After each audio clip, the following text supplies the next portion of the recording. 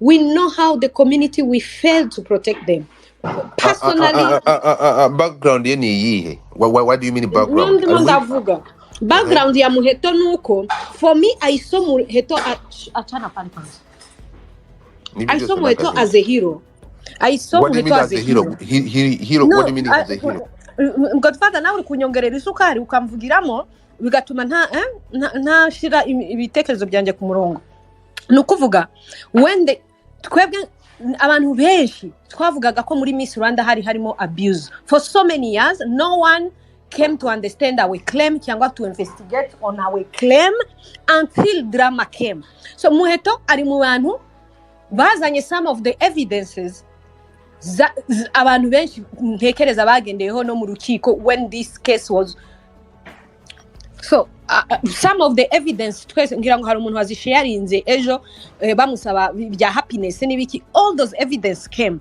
We should understand those girls were young and they went through traumatic things zitari appropriate ku myaka yabo, noneho bakaba barabaye exposed kuri media. Mwibuke bullying bakorewe cya gihe Miss Rwanda drama itangira, abantu bose bakaza bagapostinga Miss hariya bakavuga ngo n'uyu baryamanye na n'uyu baryamanye. So it was really a torture for so long to those girls that some of the background needed to be taken into consideration while dealing with them. What we saw at the end of the day is that they didn't get justice. Yet they claim kuba habagamo abuse zabaye kera. Justice ntiyabaye, abagombaga kubazwa bamwe baragenda kandi nabandi babaye de collaborateur muri zo crime bakaba bari ku era mu kirere. Nta muntu nitwabonye ubutabera ntibwabonetse, kandi ubutabera ntabwo ari ubwaba Miss gusa, n'ubutabera bwacu twese, kubera ko this was a public scandal where the public had things muri twe bimwe biratubabaza. So kushira point kuri le passé y'aba bana na drama byagiyeho, YouTubers babavugaho, abantu babapostingaho amafoto, ibintu bimwe bitari byo, ibindi byo kudramatize bimeze nk'aya macupa. Niyo mpamvu nje nari postinze when I saw this bottle, it's exactly the same bullying bagiriye ubushize irimo iraza. So if now the people doing those offenses now zo kumubullyinga, maybe we need to see an action also igira, kubera ko kuba umuntu ari mu nzira y'ubutabera no kuza abantu bagakora amacupa. Nta basinzi bangahe tuzi hano hanze, na abantu bangahe batwara accident tukayabona buri munsi. We never saw the list coming outside, we never saw the media. Na media nayo ya dramatije ibi bintu ikomeza bivuga, ariko media ntabwo bagiye gushakisha amakuru bavuge list twasanze y'abantu bafunzwe nabangaba kubera ko bari basinze, kubera ko batari bafite amapeme, kubera ko bayishe n'abantu. Hari abantu benshi tusanga bisha abantu. Ntabwo mvuga ko nimba yarakoze offense atagomba guhanwa, ariko I don't think it was proportional, no considering even the past on what those girls went through. No tukaba tubona those bullyings zirimo ziraba. We should expect now the people giving justice ko baza bakanamagana nanone people who are using this occasion to continue bullying this young girl. At the end of the day, she's in the age where she can drink like every young person going around, but she needs to follow the rules. She should not gutwara adafite permis cyangwa yasinzi. We are not encouraging young people kukora ayo makosa, ariko nanone I think the punishment is so hard, the punishment is so unfair. We need to see at the time she's going through justice, we need to see ribi n'abandi bantu bashinzwe gutanga ubutabera kwamagana now abantu bari gukomeza kumubulinga n'ibinyamakuru. The way even they are writing on this news ni tera. I just feel this is heartbreaking. And at the end of the day, if this girl amazemo n'imyaka 10 agasohoka, do you imagine the toll on her to this extent? Ko yagiye ku macupa, ko yakoze iki? For me personally, as a parent and as a woman, I feel offended by the whole drama and how this thing is being managed. Ntabwo tuvuze ko abantu bakora ibyaha batware basinze cyangwa batware badafite amapemi, but I just think it's not okay. As a community, it's not okay. Kangaruke gatoya kuri ntuza uti ntabwo bigeze abona justice. Wabona ngo wagira ngo bahabwe ubuhe butabera, ko bahawe ubutabera no wabigize mu ruhara gakatirwa.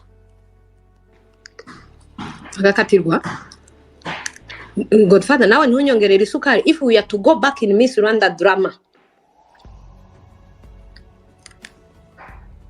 umbwiye ko aba bana bahuye n'ihungabana cyangwa bakorewe bullying kandi ntabwo bigeze bahabwa justice, kandi twe tuzi ko bahawe justice umuntu none se ari ama media yose n'ama YouTube yose yafataga agakora ibiganiro akavuga ngo n'uyu se bamukoreye n'uyu bakagenda even beyond that, n'ababaga barabatemwe barababullyinga. Did we see justice on that? No.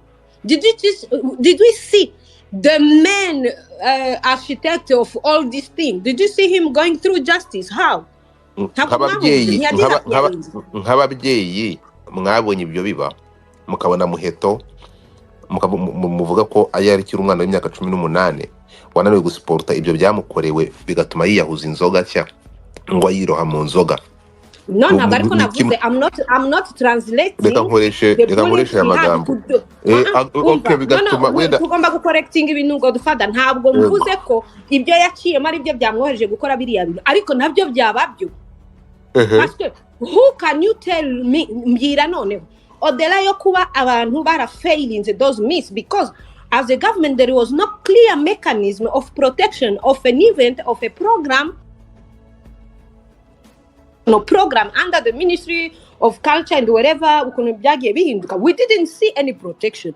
And after that, did you hear publicly ko hari another program yari yo kuvuga ngo those girls went through trauma, bamwe naba victim, let's make sure the media zabanditseho by the way zibivaneho, izabanditseho bitariho babe punished bari aba YouTubers? Did you see that? No, there is nothing of justice those girls got. I'm not a lawyer kumenya justice muri make itangirira he karangirira he, ngende umuturage ugende online ushiremo zina ry'aba miss urebe ibintu byabanditswe. That means twari kubona ko bagiye baharabitswe bihagije na media ntashizemo ukuntu babaye traumatized by the abuses bagendaga generation of miss Uganda nabo they are clear abuse bagendaga through. So someone needed to close this. We needed to have closure of this miss thing. Apana just media kuvuga ngo umuntu yarenze umupaka tutabizi ngo abantu byabaye kuriya, nukuvuga ibintu twaretse nature ibicecekeshe until this story comes. It adds now on our wounds. People who followed the Miss Rwanda and who knew the abuse which were happening there, who even mugiye mukareba ku matweet y'abantu benshi cyane mbere yuko Miss Rwanda drama itangira for years, igihe Miss Rwanda yabagaho ugasanga mu ba judges harimo ba sex predator tuzi for years, and we were tweeting about that and no one was caring. We were tagging the Ministry of Gender, the Ministry of Youth or whatever, bari bafite mu nshingano the language institution ziri zose. So no one can say never had ko hari harimo abuse, but abantu n'abantu twavuga ko abantu barangaye ibintu none se bimaze kugaragara nyuma yaho ngaho hari institution yindi wumva cyangwa NGOs, because NGOs are supposed also to protect people's rights and especially nyinshi ziri muri gender nibiki young women. Did you see an NGO saying there is now a clear program yo gufasha abana kuri covering to come back in the normal life after they are young? The media yabavuzeho ibintu byinshi byo tuzi neza muri society yacu ko bimwe biri like because asoni nibiki. Who did that? No one did that until today. Now we are seeing Muheto on bottles zabia. People abantu nibapfa nubwo umuntu yababarira ntabwo yibagirwa drama zabaye. So those dramas are still fresh. It was just this year and last year.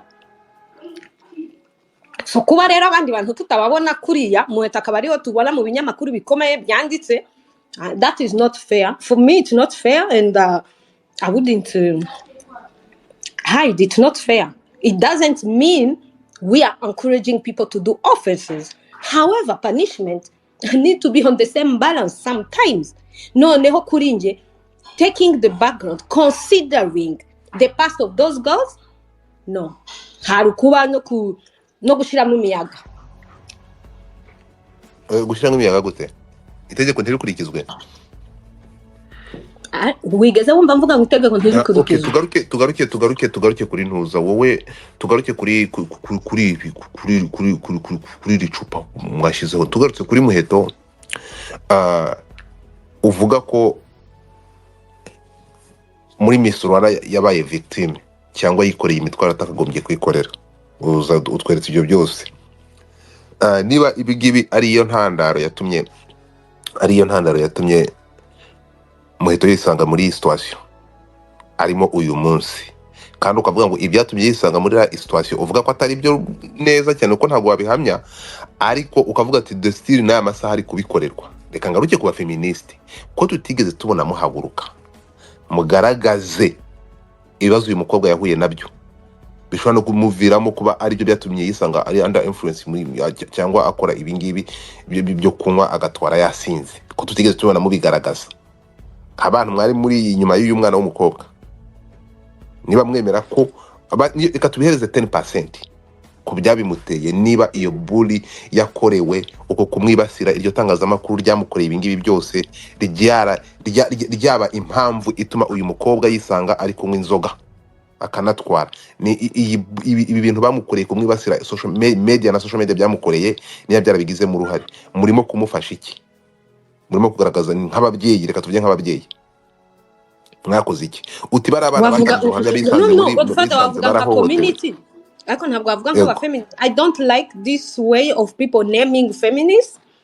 No, it's not a ministry, it's not an institution, it's not an association, it's not everyone who seeks justice. Akumva ko ari na accountable through a process can be called a feminist. I believe in human rights need to be respected. So ntabwo ugomba kumbaza raporo nkaho ngewe hari plan nari mfitanye n'abantu. Me on, I can say just on my behalf personally, nkukuntu mbianalyze wrong nkabivuga nawe. Hello? Yagwahe Betty wakwanganye gato. Okay, sir. Okay. Yeah, so on an individual level, I can speak my mind, but I would not speak for feminists because I don't represent them. Ariko ndumva ko iki kibazo atari nge wanakibaza everyone who's here should afite icyo gitekerezaho no kuntu abitekerezaho. On a personal note, nge narangije kubivuga.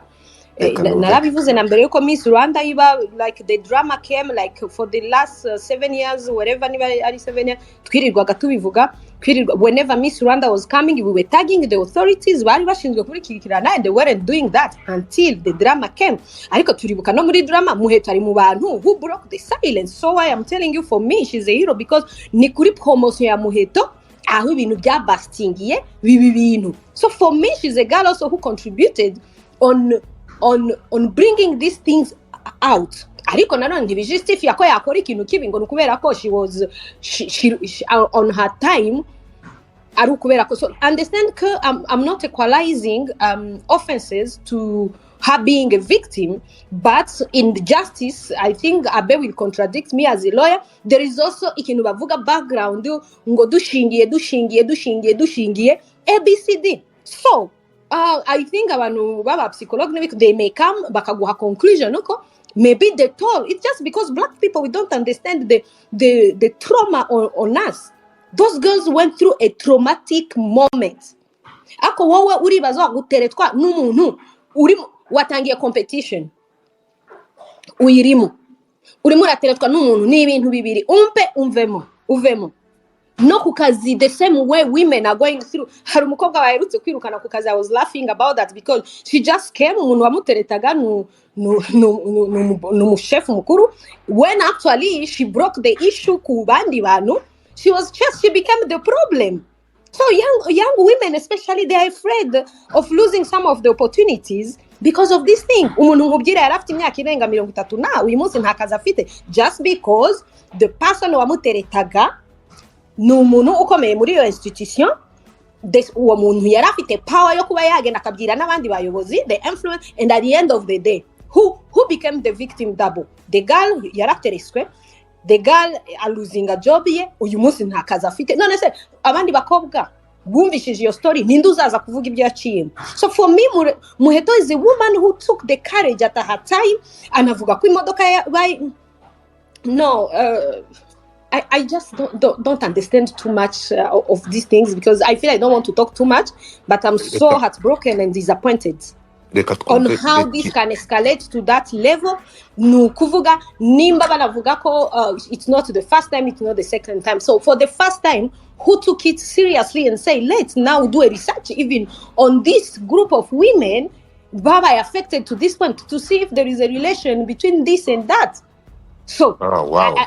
If the result now will be kumufata ukamufunga noneho prisons zizaba nyinshi bazifungiremo abantu bose rero bashaka imyanya y'abantu bose kubera ko those are offenses zikorerwa mu mihanda kandi tubona abapolisi bahagarika abantu bakanabapanishinga. So I just don't think it was right. I may be wrong because I'm not a lawyer. But considering the background and every traumatic moment those girls went on, nta n'umuntu n'umwe waje aravuga ngo aba bana banditsweho ibintu byinshi bitari byo dusaba abanyamakuru banabivaneho, because many of them were young, many of them, whatever they may have done, it was under influence of the people who were strong. Those people weren't the organizer of Miss Only. The sponsors were there.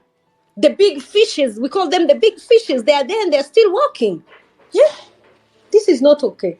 So me, I have said what I have said. Betty. Oui. Go ahead numve. Sylvie mfite ibibazo nkabinganza kumubaza nyuma. Okay, njyewe wenda ni nk'agatekerezo cyangwa se ikintu gito nashaka kuvuga kuri ibi bintu bya Muheto. Mu by'ukuri yego ntago twakwirengagiza ko Muheto went through during iriya saga ya Miss Rwanda, ariko kugira ngo ubashe understandinga ko Muheto wenda yaciye muri hard time muri iyo season, wenda dushobora no kwiriretinga tukiri abana. Wenda umwana w'umuturanyi yaragukubitaga, wajya kumurega ku muturanyi kwa iwabo, bamukubita bagenzi bawe bakaguhagurukira bakavuga ngo kuki bagiye kumurega. You know how wabaga wumva ubaye disturbed mu mutwe, ukumva nawe ukumva utangiye wenda maybe sometimes kumva uregret, kandi icyo gihe ni abana. None hibaze ibyo Muheto yaciyemo igihe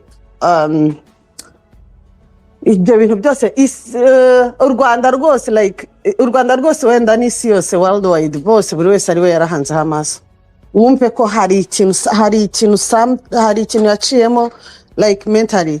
Ariko ibyo ngibyo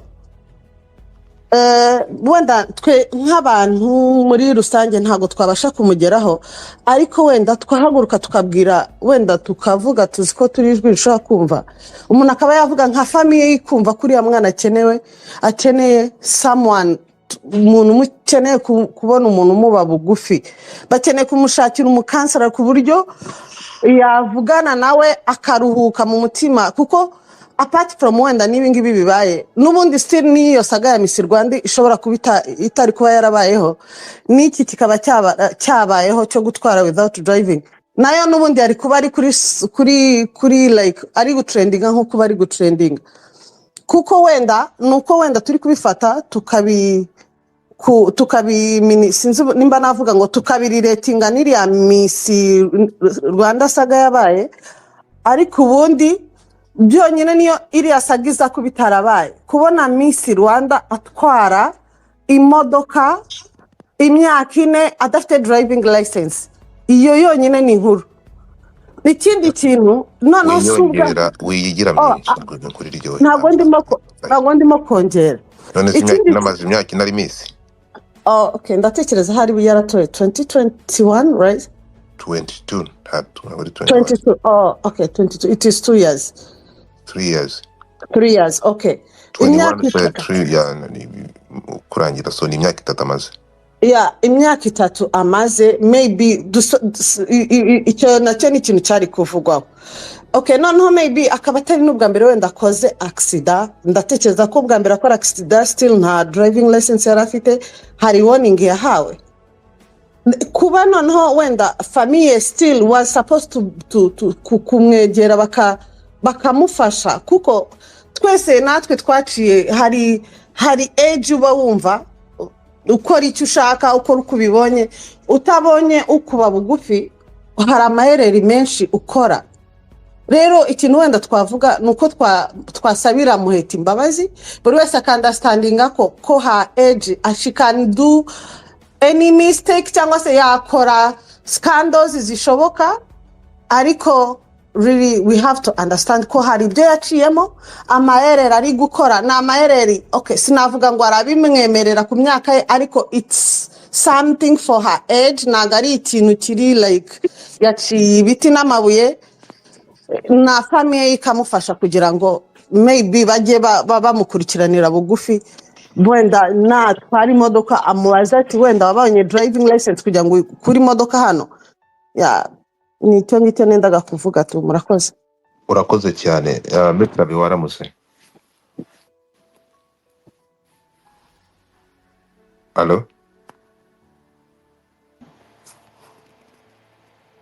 allo Hello. Yes. okay Yes. uri busy. Oh yeah. Okay, go ahead.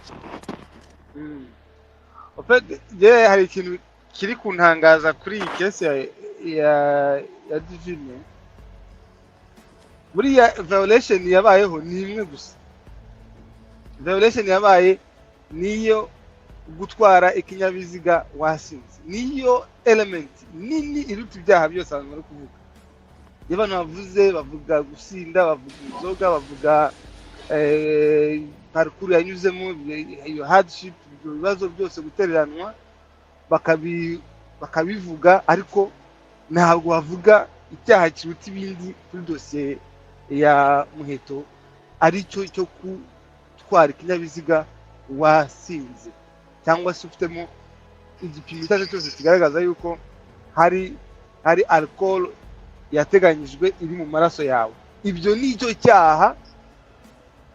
icyaha agomba kugihanirwa rwose kuko ni ibintu n'undi wari wese aba akwiye kumenya ko gusinda ugatwara ikinyabiziga bitemewe ni icyaha gikomeye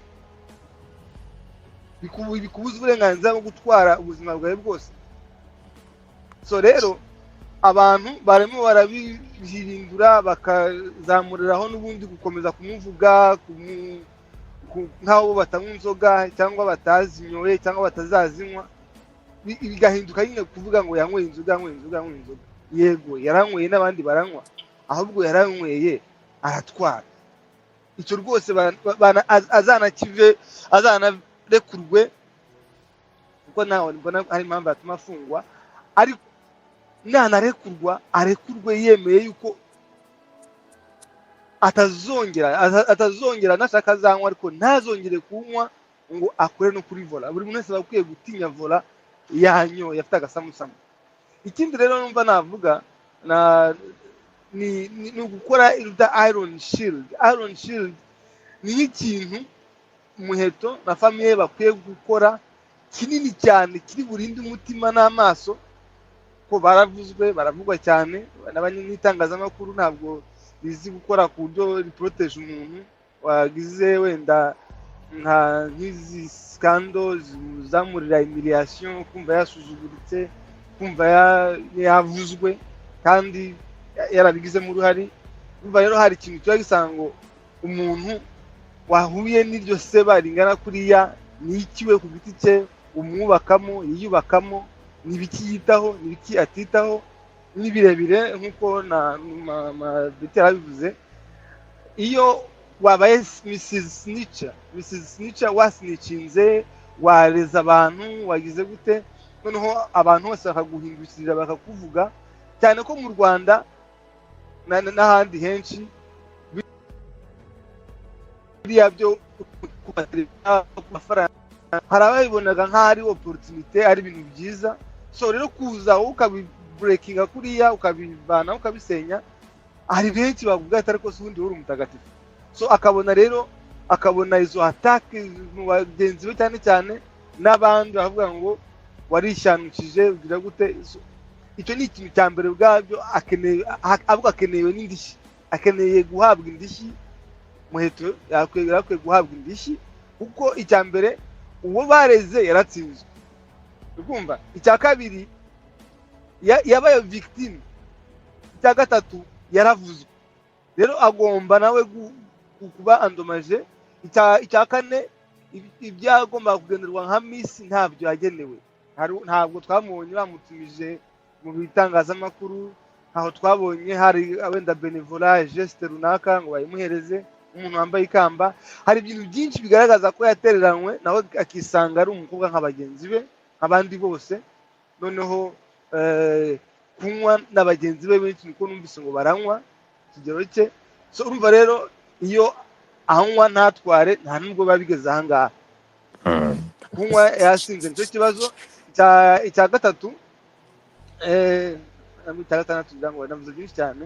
Icyo nshaka kuvuga ni uko abantu cyane cyane itangazamakuru nawe Godfather n'abandi bamenye ni gute umuntu wahuye n'ibi bibazo wagize umwaku agaseba, ese abantu bamufasha gute kugira ngo yakire anabyibagirwe. N'umuntu wakoze icupa mu kigori nta kintu kizima kirimo, nukongera kurushaho kugira gute kumukomeretsa. So rero abantu aba YouTubers aba televiziyo n'ahandi hose niho bareba bavuga ati umuntu wahuye no guseba gukabije, ese societe yagumye kumufasha gute? Kuko urumva nuko yanyweye agatwara, icyaha yakoze ni ugutwara yasinze, afite igipimo cya alcool iri hejuru.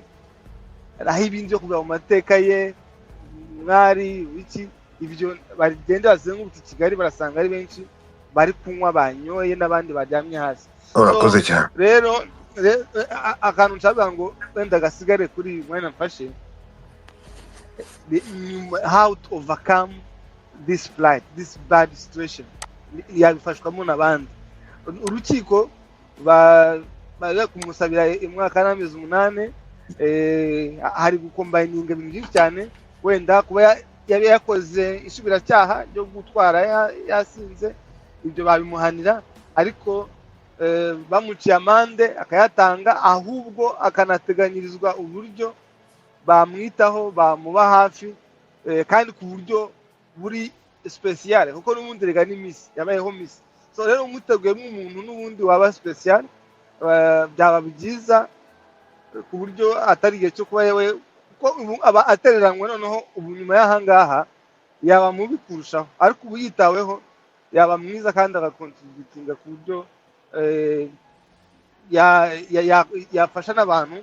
Uwo muco wo mu Rwanda bari ku implementinga, bari ku instaura wo guca gutwara wanyoye, yafasha abantu kuba iyo campaign nayo ikagira ku bantu bose, uko ni byiza cyane kuba baramufashe.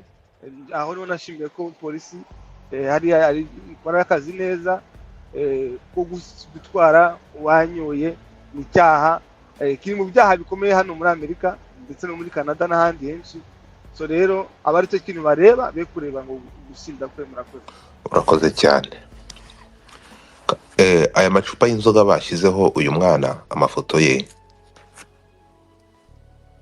ntekereza ko ibingibi ari urugomo, ariko ntabwo ibingibi ngiye byigeze bimbabaza cyangwa ngo bintungure, kuko Muheto uyu mwana abantu mwakurikiye muri accident yakoze ya mbere ejo bundi, hari abantu banditse ngo kubera iki ngo itamwishe, ngo ni karma y'ibyo yakoreye Prince Kid, ngo kubera iki yo itamuhitanye, ngo nta nkuru irimo ngo keretse iza kuba yamwishe. Ayo ni amagambo yakoreshejwe muri tweet zakozwe. Abantu muri kuvuga ngo mumusabire imbabazi, ntabwo ngiye ndi busabire divine imbabazi, nta nubwo ngiye n'ibyo ndi kubyemeranyaho namwe. Nakoze tweet ejo wenda ndavuga ngo ikamba ry'amahwa ku mwana w'imyaka 18. Uyu mukobwa ntabwo ngiye ndibuze gushyira comment kuri ntuza ku byaha yakoze, ngiye ndashyira comment cyangwa ndavuga ku byamusunikiye kubikora.